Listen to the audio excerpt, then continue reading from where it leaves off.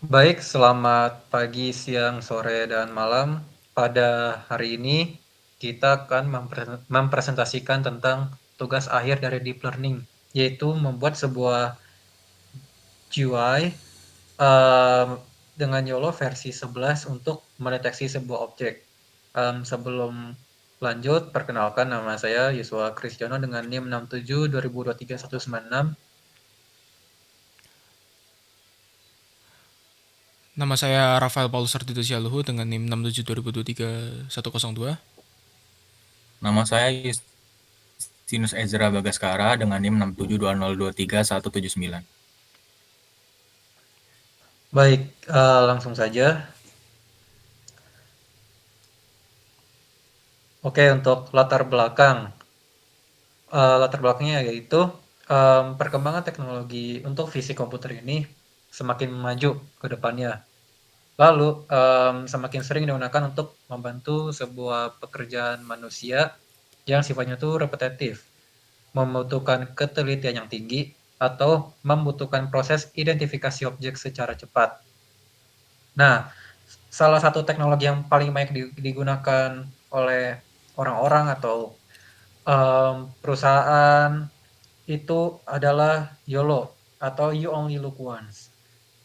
Nah, YOLO ini adalah sebuah objek mendeteksi sebuah objek yang mampu mengenali berbagai objek dalam gambar maupun video ataupun secara real time.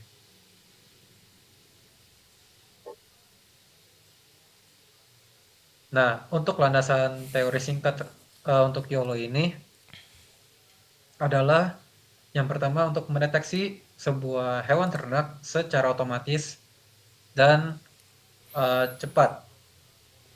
Nah, YOLO ini digunakan karena dia itu mampu untuk mendeteksi sebuah objek. Kalau dalam kasus kita, yaitu hewan ternak, contohnya kayak sapi, ayam, dan lain sebagainya itu secara real time.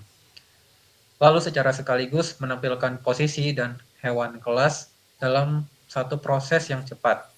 Lalu yang kedua, yaitu bisa meningkatkan sebuah akurasi deteksi dengan bantuan image enhancement. Nah, penerapan teknik enhancement ini seperti clay, histogram equalization, dan brightness adjustment itu membuat gambar yang kelihatannya tuh gelap, terus kabur, itu tetap dapat dikenali dengan model ini secara lebih baik. Lalu, tuh yang ketiga, uh, bisa membuat aplikasi GUI ini agar sistem dapat digunakan tanpa coding. Nah, GUI ini memudahkan user atau pengguna untuk memilih model YOLO, memilih gambar atau video, mengatur parameter, lalu melihat hasil deteksi secara langsung, tanpa perlu membuka terminal atau menulis perintah di Python.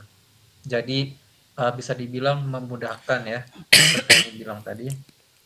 Jadi praktis.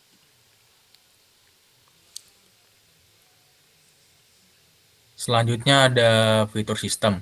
Di sini ada 4 fitur utama. Yang pertama itu mendeteksi hewan ternak pada gambar atau video. Di sini pengguna bisa memilih untuk mendeteksi gambar atau video, menampilkan bounding box dan label kelas hewan, serta menampilkan jumlah hewan per kelas pada gambar atau video. Yang kedua yaitu image enhancement.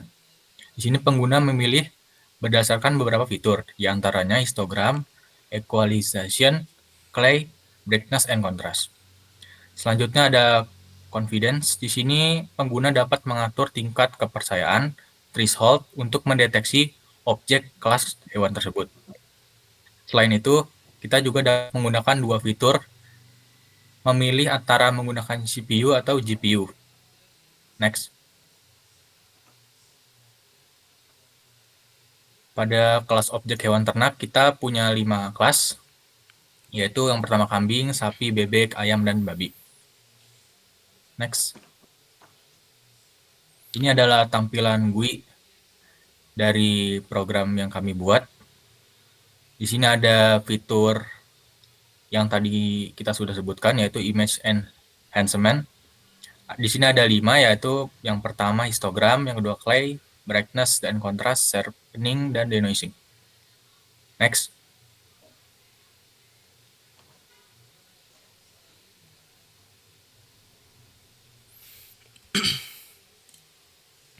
Nah, ini adalah hasil train dan validasi dari YOLO 11 ya, mulai dari seri yang N, M hingga S.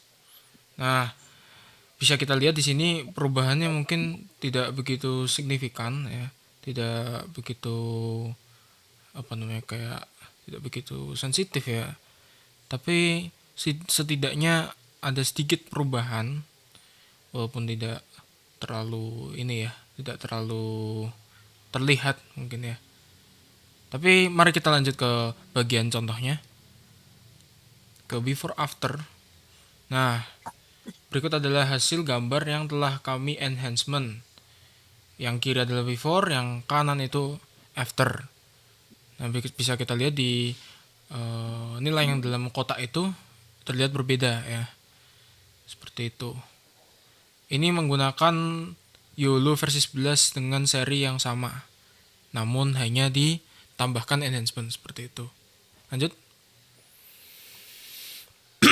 Kesimpulan yang bisa kita ambil yaitu 1.